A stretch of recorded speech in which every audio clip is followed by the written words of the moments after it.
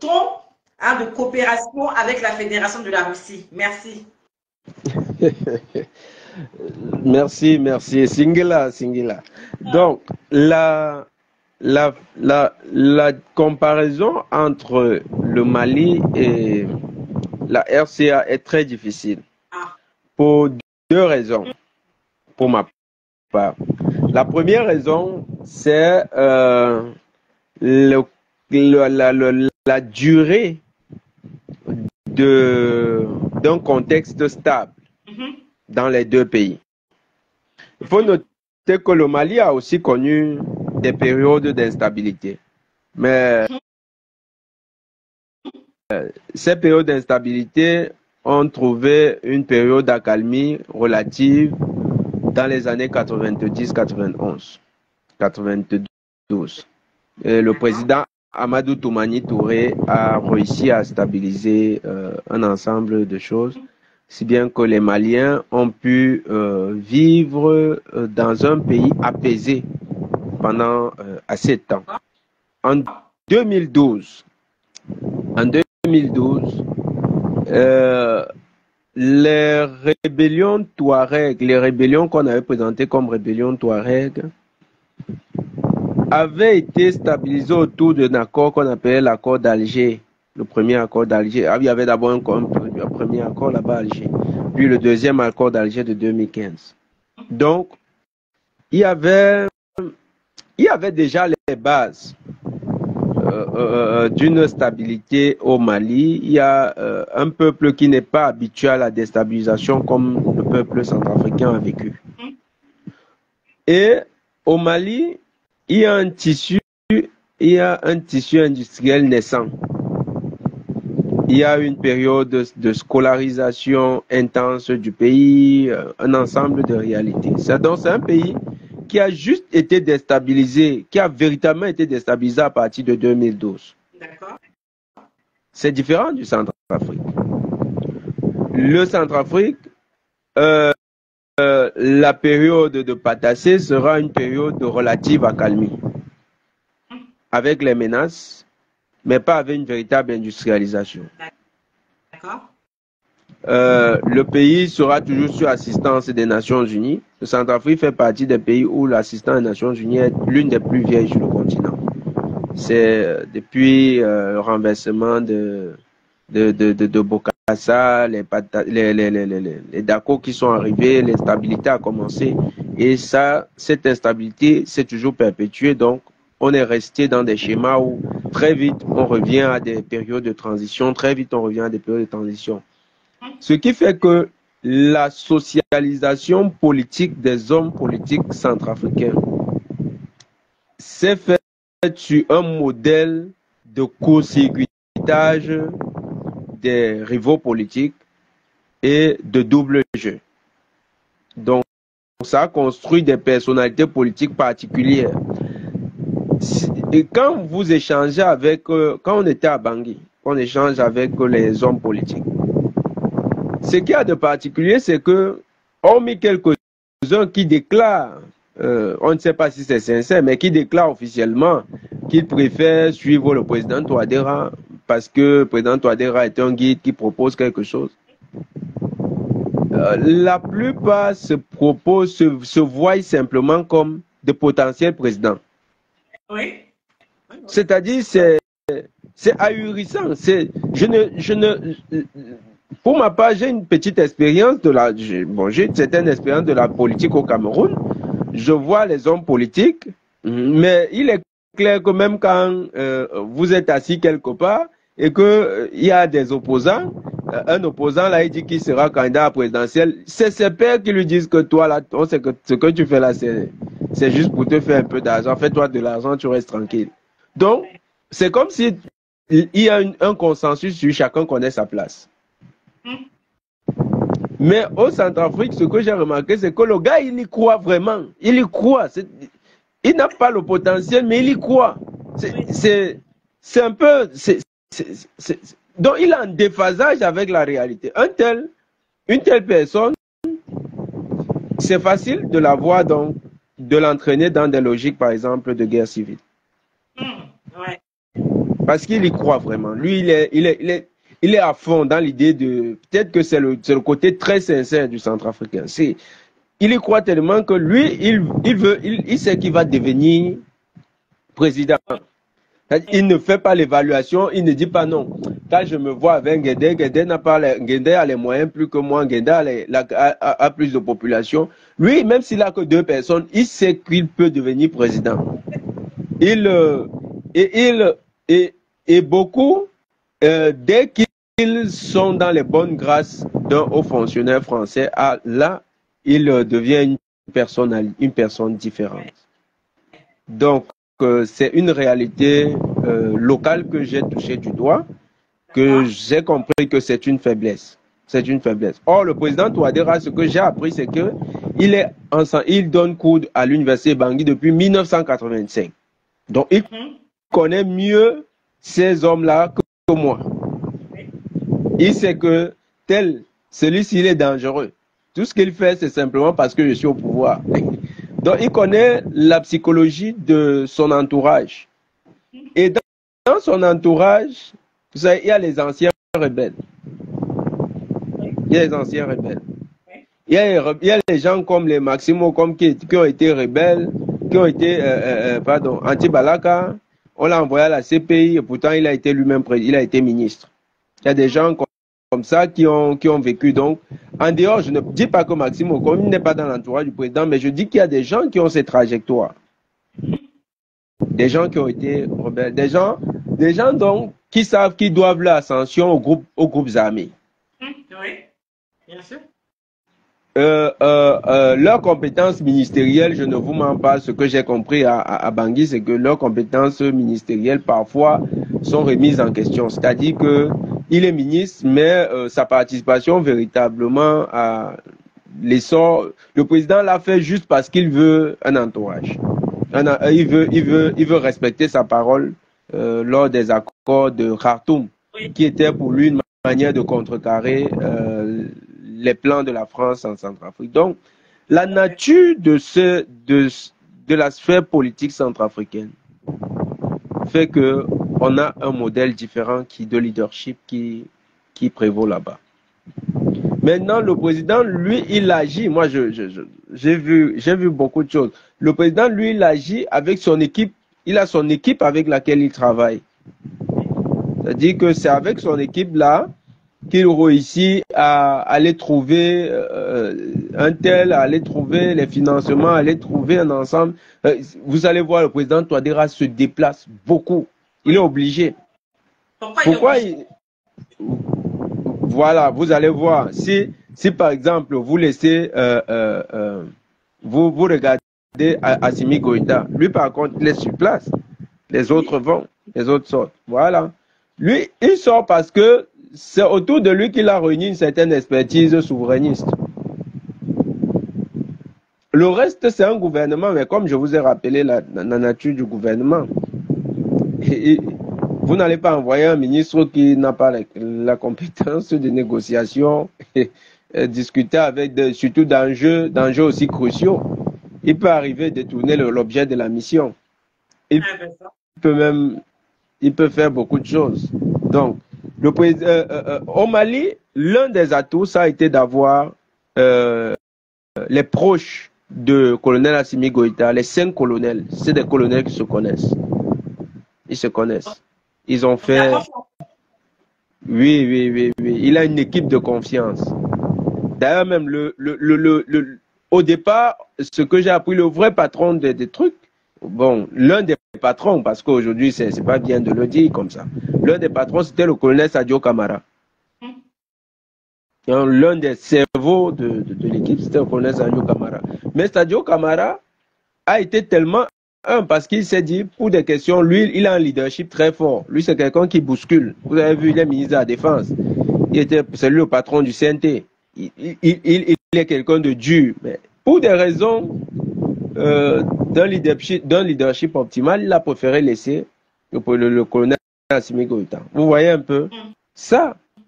Il faut que ce genre de personnalité se dégage au niveau du gouvernement centrafricain. Donc,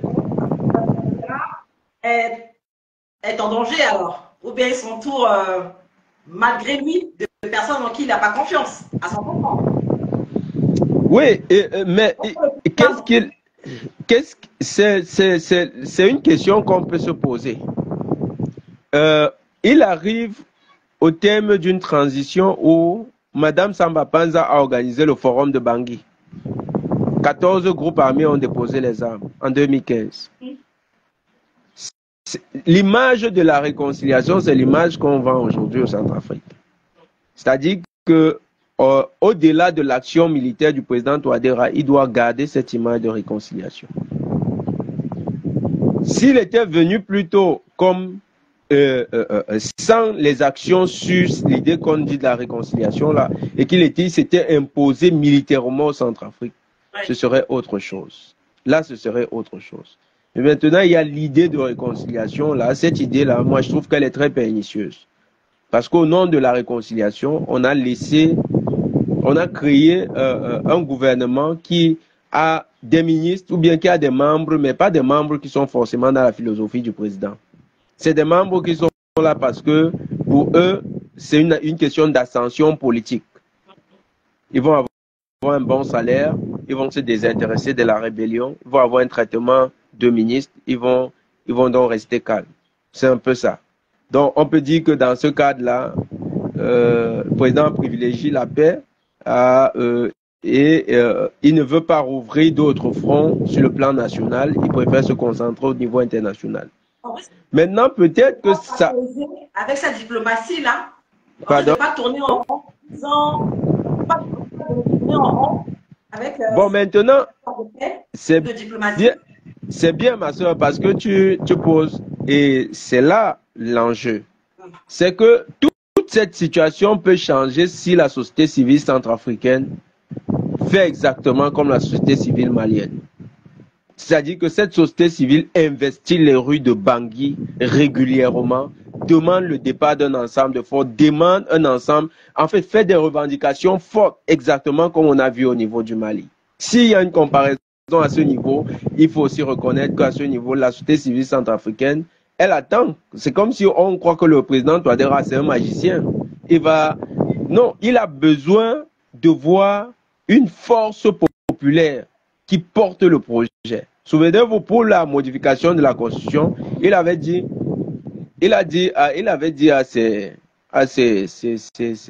à ceux qui l'entouraient, il leur a dit, moi, je ne peux pas m'engager dans un projet de modification de la Constitution parce que cette Constitution-là, on a adopté ça de manière consensuelle.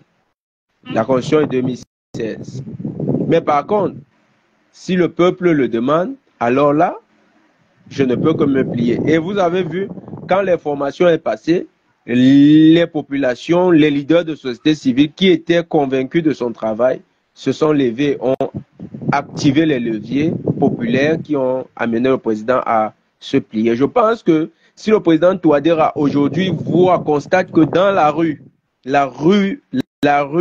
centrafricaine lui demande d'aller à la même vitesse que le peuple malien, ou bien lui demande les mêmes éléments qu'au Mali, il sera obligé de se plier. Et ce pouvoir de la rue-là va même faire peur aux ennemis du Mali, du Centrafrique. Et même à ceux qui sont aujourd'hui dans le gouvernement, qui ne sont pas très convaincus des idées du président Touadéra, quelque part, ils vont avoir peur. Parce que quand ils voient ces populations qui demandent avec insistance, ils vont se dire, il vaut mieux changer de camp. Et je crois très humblement que pour que le Centrafrique trouve sa vitesse de croisière, il faut que le peuple centrafricain soit résolument engagé. Pendant le référendum, moi j'étais à Bangui, oui, et je causais avec certaines personnes qui sont encore très sceptiques, dubitatives. Nous, on a, je veux dire que dans les échanges avec des gens, il y a des gens que j'ai motivés à aller voter. En leur disant, mais pourquoi? C'est quelque chose d'historique qui se passe dans votre pays. Mais ils avaient encore un ensemble de conceptions suivant lesquelles on dit que le président va s'éterniser au pouvoir. C'est compliqué dans un tel contexte. Il faut que la société civile, et je crois que ce qu'il manque aussi au Centrafrique, c'est le Yero Wolo du Centrafrique. Il faut un Yero Wolo du Centrafrique, une société civile qui sera comme un bouclier qui permet au président de véritablement agir avec les coudées franches. La MINUSCA. Effectivement, le peuple ne devrait pas se limiter à ça. Il faut que le peuple centrafricain de partout continue les mobilisations, annonce même les mobilisations sur 1 mois, 2 mois, 3 mois, dit nous allons manifester jusqu'à ce que la MINUSCA parte. Vous demandez le départ d'un ensemble de forces et comme la France fait pression, c'est la France qui amène ce dossier toujours aux Nations Unies et avec les États-Unis. S'il y a des manifestations où les populations demandent à la France et aux États-Unis d'arrêter de soutenir ce genre de mission, que les populations se montrent véritablement décidées sur 2, 3, 4 mois, 5 mois, 6 mois de manifestation. Chaque fois vous organisez, vous dites on va faire 2 jours de manifestation, 2 jours, 2 jours, 2 jours. Mais ils vont comprendre que c'est grave.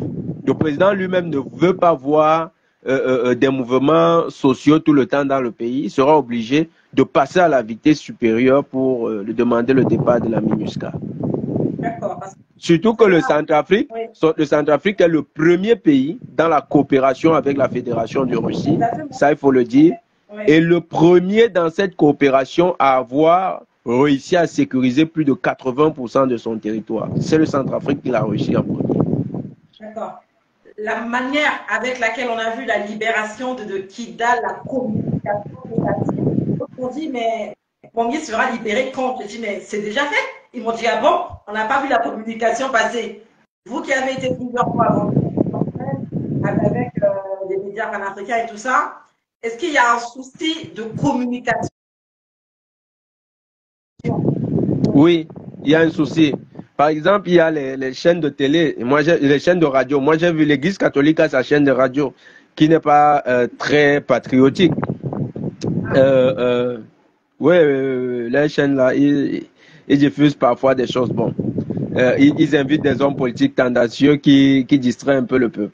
Il y a il y a des chaînes, il y a la MINUSCA qui a également sa chaîne de radio. Il y a des chaînes de radio communautaires.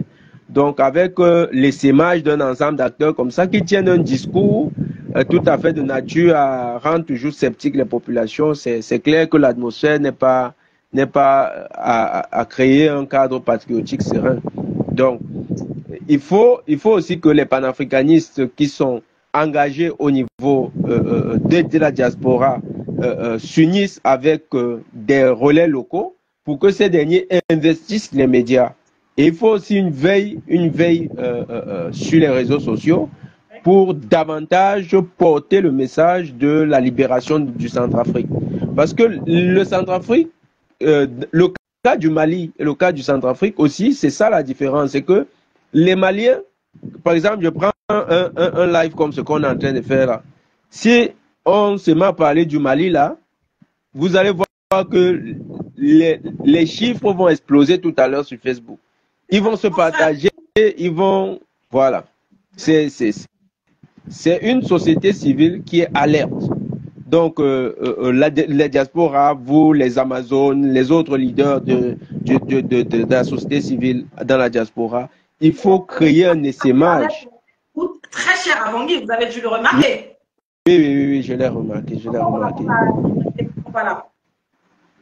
Moi, je pense, pour l'instant, je me dis que si vous réclamez un ensemble de choses, par exemple, il faut faire sauter les oranges qui est à Bangui là, Move. Moi, j'utilisais Move quand j'étais là-bas, mais la communication est très chère, c'est très cher. Donc, il y a des opérateurs russes qui peuvent venir investir dans le cadre de l'amélioration de l'offre en communication téléphonique. Donc, mais il faut d'abord, moi je pense, il faut d'abord chasser, il faut d'abord faire partie de la MINUSCA, il faut faire partie, il faut faire peur, parce qu'il y a la France et les États-Unis, ça je sais de quoi je parle. Ces deux pays font pression énormément sur le président Touadéra. Et la pression populaire, le soutien du peuple centrafricain peut venir compenser ce qu'il n'a pas trouvé forcément dans tout son gouvernement. D'accord. C'est noté pour la nous n'allons pas dire le contraire. Hein. Oui, il faut vraiment que également on parle de la diaspora. On parle de la diaspora. Michaela est revenue. Je crois que Michaela, tu es là? Oui, je suis là et j'espère que ça va durer. Par rapport au soutien de la diaspora, à la ténacité.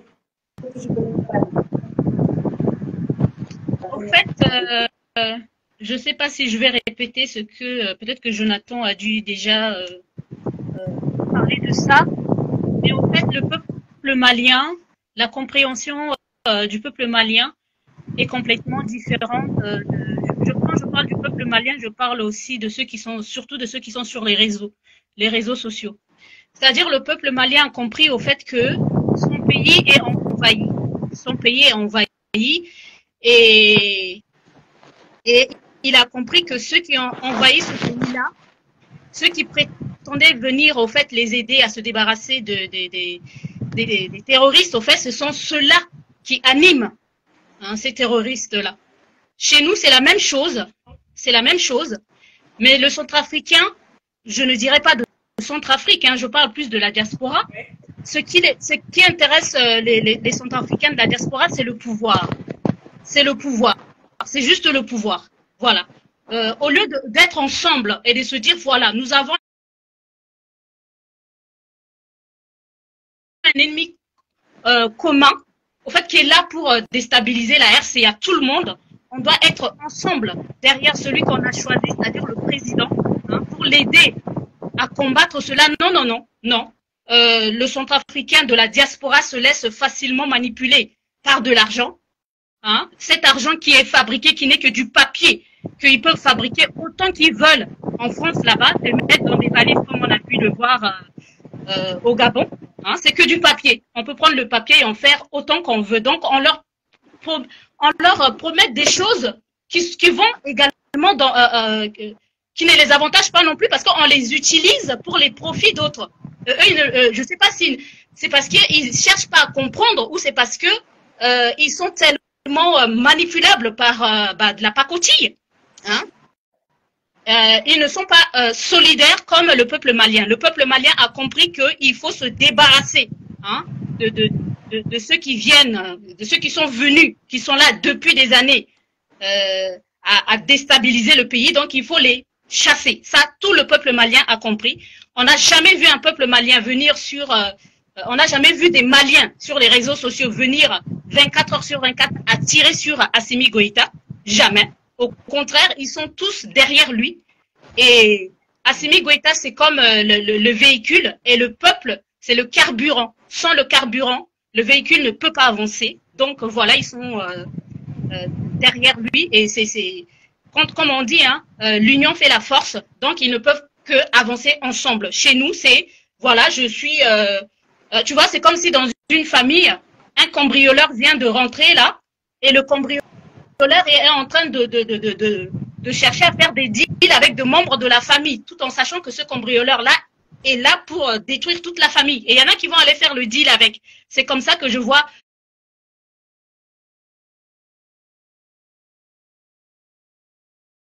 les Centrafricains de la diaspora. Moi, je compte plus pour ceux qui sont au pays. Je pense que les Centrafricains qui sont sur place, qui ont vécu ces choses-là, parce que eux, ils sont sur place, ils ont vécu, ils peuvent aller nulle part. Ceux-là, ils ont compris. Ils sont derrière le président. Ils sortent quand il faut sortir. Et la communication se fait. C'est vrai que ça aurait été mieux encore avec Internet. Hein. Ça aurait été mieux. Mais ça se fait. Ils ont compris. Ils ont compris au fait que ceux qui prétendent, c'est quand même bizarre, hein, au lieu de s'occuper de chez eux, où il y a quand même pas mal de choses qui ne vont pas, non, non, non. C'est toujours, on va aller en Afrique, on va aller, comme Jonathan l'a dit, ils envoient des forces. Ils envoient des forces, comme on a vu Sangaris. Soi-disant, c'est pour nous aider, mais on sait que non, c'est pas pour nous aider. C'est juste un leurre. Hein. On fait croire que c'est pour aider, mais en dessous, c'est pour leurs propres intérêts, au fait. Donc, la diaspora, non, moi, j'ai pas du tout confiance à la diaspora centrafricaine. Je suis désolée de le dire. Ouais. Je suis désolée parce que chacun cherche que ses propres intérêts et soutient l'homme politique qui le soutient. Au fait, c'est une politique de chacun pour soi. et de chacun pour ses intérêts. Et un pays ne peut pas fonctionner comme ça. Donc, moi, la diaspora centrafricaine, je mets une croix dessus. Soutient le président aussi? Ceux qui soutiennent, bon, quand j'ai dit la diaspora, il y en a qui malheureusement, ceux qui font le bien ne font pas de bruit. Donc, il y en a. Mais ceux qui sortent, soi-disant, des analyses, ça fait des années qu'on les voit répéter la même chose. Eux-mêmes, leur propre vie va de catastrophe en catastrophe. Alors, c'est pas un pays, c'est pas une nation qu'ils vont prétendre. Hein, donc, ils ne sont pas du tout crédibles pour moi. Voilà, parce que si tu veux donner des conseils, il faut que toi-même, ces conseils-là, on les voit dans ta vie, on les voit se manifester sur toi. Donc, non, ce sont des personnes très égoïstes qui ne cherchent que leurs propres intérêts. Et puis, ils ne cherchent pas à arranger un pays, ils cherchent à se faire un nom, à être vu, à se faire voir. Donc, avec des personnes comme ça, on ne peut rien construire, même dans leur propre famille, si on va fouiller dans la famille, parce que ce sont que des vantards, il n'y a rien. Il n'y a rien du tout. C'est votre avis parce que dit Michaela concerne la diaspora africaine, hein? Voilà en fait le truc, le problème que nous avons constaté à Bangui avec les hommes politiques, c'est ça qu'elle pose là, clairement. C'est ça, une quête effrénée de pouvoir. C'est-à-dire que quand vous discutez avec un Centrafricain en qui vous avez beaucoup d'espoir, vous vous dites que celui-ci, il a compris le problème. Lui, il est plutôt dans une lecture du genre, lui, il est l'homme providentiel, c'est à partir de lui. Est-ce que on pourrait avoir des centaines d'hommes providentiels quelque part? C'est pas possible. Donc, il y a un travail que le peuple centrafricain doit faire aussi sur lui-même. Mais on n'a pas le temps d'attendre. Ceux qui, comme Michaela, ont pris conscience, même si c'est un réseau pour l'instant de 20 personnes, moi je prends le cas, comment Ouattara, je prends le cas sur Ouattara, comment Ouattara fait pour inonder les réseaux sociaux? Ouattara, dans son système, il procède, ce que j'ai appris, il procède par le pasteur Makosso, qui est un influenceur qui vit à l'étranger. Et lui, Makosso sélectionne, il recrute des gens à l'étranger aussi qui vivent à l'étranger, des Ivoiriens. Il envoie on lui donne un budget. Et lui, c'est pour ça qu'il est en train de vivre utilant. Il envoie de l'argent, c'est pas les quêtes des fidèles seulement. Donc, il envoie de l'argent à ces gars, ces lieutenants, qui eux aussi répercutent cet argent et qui achètent des téléphones à chacun. Quelqu'un a peut-être 5 personnes à Abidjan qui va être sur les réseaux sociaux. Il achète un téléphone, il propose une sorte de salaire mensuel. En fait, ils vont mettre Internet, on leur dit un forfait qu'ils vont recevoir tout le temps. Wow. Ça permet que oui, c'est pour ça que la cybermilice là est très, très agressive sur les réseaux sociaux. Donc, ceux qui étudient ça, puisqu'il y a beaucoup de gens qui s'intéressent, ils nous ont dit comment ça se passe. Donc, maintenant, le Centrafrique, ce qu'on a constaté à présent, le Centrafrique n'a pas assez de moyens pour tout ça. Parce que le budget même du Centrafrique, quand on est arrivé là-bas, c'était 200 milliards à peine. Là, c'est le budget de l'État. Et en plus, même la France a bloqué les vannes. C'est des choses que les Centrafricains peut-être n'ont pas conscience. Les moyens qu'utilise le président Touadéra pour payer les salaires, aujourd'hui, c'est top secret. Ça fait partie des éléments top secret au Centrafrique. Parce que même les rebelles de CPC, là, les terroristes, là, ils ont essayé de comprendre comment il fait pour payer les salaires, ils n'arrivent pas à comprendre. Les gars ont tout bloqué. Doroguel était sûr que quand les Français vont bloquer les vannes, Touadéra allait se mettre à genoux. Non, le président Touadéra a réussi à contourner ces barrières. Il paye ses salaires régulièrement. L'État fonctionne. Il se déplace. Il a trouvé même un créneau pour ses déplacements. C'est encore une chose que j'ai apprise. Il ne se déplace pas toujours aux frais de l'État centrafricain. Ça, les Centrafricains, peut-être, ne le savent pas. Voilà. Il a trouvé d'autres créneaux. Oui, parce qu'il était obligé. Il ne peut pas compter il ne peut pas compter seulement sur les fonds de l'État. Donc, sachant quelle est la situation de l'État, il a créé des mécanismes pour réussir à payer les fonctionnaires et à se déplacer pour chercher cet argent. Parce que c'est ça le grand challenge aujourd'hui. Les États-Unis, quand ils ont été lésés, vu qu'ils ont peur, parce que le Centrafrique a la même composante, a les mêmes formations géologiques que la RDC, les mêmes formations géologiques. Le Centrafrique même, on ne le dit pas, mais le Centrafrique, il semble le Centrafrique est plus riche que la RDC en matière première.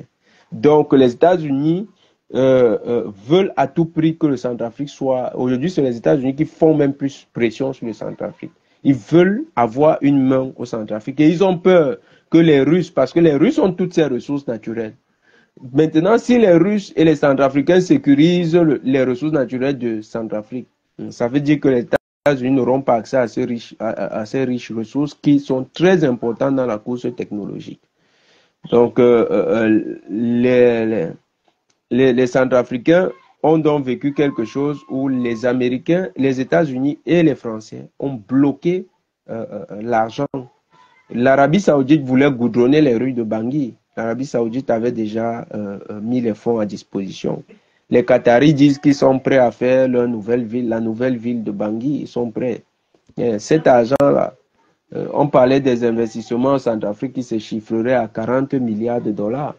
40 milliards de dollars, c'est carrément, vous imaginez, c'est un autre Centrafrique qui va venir. Donc les gars ont tout bloqué et ils font tout pour que le Centrafrique ne décolle pas. Oui, c'est ça la réalité. C'est pas que le président Touadéra... Pas de communication à ce sujet, c'est vous qui nous apprenez ça. Quel choc! Voilà. Qui devrait communiquer? Le président Touadéra, je ne pense pas. Il y a des ministres... Voilà, il y a des ministres qui devraient travailler à communiquer là-dessus. Donc, il y a beaucoup de choses qui sont faites. Maintenant, les leaders, et je pense que c'est là où des leaders de la société civile crédibles devraient rentrer en connexion. Pas des leaders de la société civile qui sont pouvoiristes, c'est-à-dire qui vont arriver. Il y en a qui ne comprennent pas une chose. La réalité aussi dans les cercles de pouvoir, c'est que c'est pas des cercles de bisounours. C'est des cercles où ça cogne très dur. Et le président n'est pas à protéger quelqu'un. Il n'est pas là pour protéger quelqu'un. Si aujourd'hui tu es un leader de société civile et que tu as atteint un niveau de performance élevé, moi ce que j'ai vu, par exemple au Centrafrique, c'est que quand quelqu'un il rend service, il croit que naturellement les choses vont aller dans le sens de son avantage immédiat. Que non. Dans une lutte, c'est pas comme ça. C'est pas comme ça. Dans une lutte, par exemple, nous, quand on est arrivé en Centrafrique, même on a fait pratiquement tous les mois, on ne s'est pas préoccupé de voir le président Touadéra, mais ce n'était pas notre préoccupation première. Tu es venu pour épauler. Maintenant, quand il nous a reçus il nous a reçus le laps de temps que c'était pendant la mission des Nations Unies, la mission des observateurs africains qui allaient à la présidence. C'est là où il nous a reçus. Et il ne nous a pas reçus individuellement pour nous donner des câlins, nous dire vraiment vous êtes trop... Non. Donc, il y a une chose. Il faut que quand on s'engage dans ce combat, il y a aussi que des leaders doivent avoir un peu d'humilité et savoir que c'est un chef d'État. Ce n'est pas leur ami, même s'ils vont lui apporter du soutien. Même s'ils deviennent importants dans le combat, c'est un chef d'État. C'est un chef d'État, il doit garder une certaine distance avec lui et savoir lui laisser l'espace du chef d'État. Maintenant, ils savent une chose, les choses vont elles-mêmes se décanter parce que le bon travail va toujours profiter à tout le monde. Si les leaders de la société civile centrafricaine aujourd'hui s'organisent, je parlais de la diaspora, et réussissent au moins à trouver des créneaux au Centrafrique qui peuvent mobiliser aujourd'hui et même trouver des moyens parce que les téléphones, ça demande un peu de sacrifice. Quelqu'un peut acheter, moi je ne parle pas des téléphones, il y a des téléphones là au niveau, quelqu'un met 500 000 francs CFA, il dit bon, moi j'achète les téléphones, un autre dit moi j'achète aussi, moi j'achète peut-être 5 téléphones ou 10 téléphones, des bons téléphones de 60 gigas avec une RAM quand même de 6 ou 4 gigas. Ça va permettre à quelqu'un de faire. Vous créez une cybermilice qui va se battre à viraliser le message de libération du Centrafrique. Et sur le terrain maintenant, avec des mobilisations, en créant des créneaux comme ça, la société civile centrafricaine elle-même peut se donner la pertinence qu'on recherche là et apporter au président Touadéra l'autre pan qu'il attend certainement, c'est que le peuple prenne les devants et parfois bouscule les dossiers. Parce que quand il se retrouve seul face aux États-Unis, vous vous souvenez que dernièrement, son avion a été arrêté à Paris. Les gens ne le savent pas, là où il a rencontré Macron. Il n'a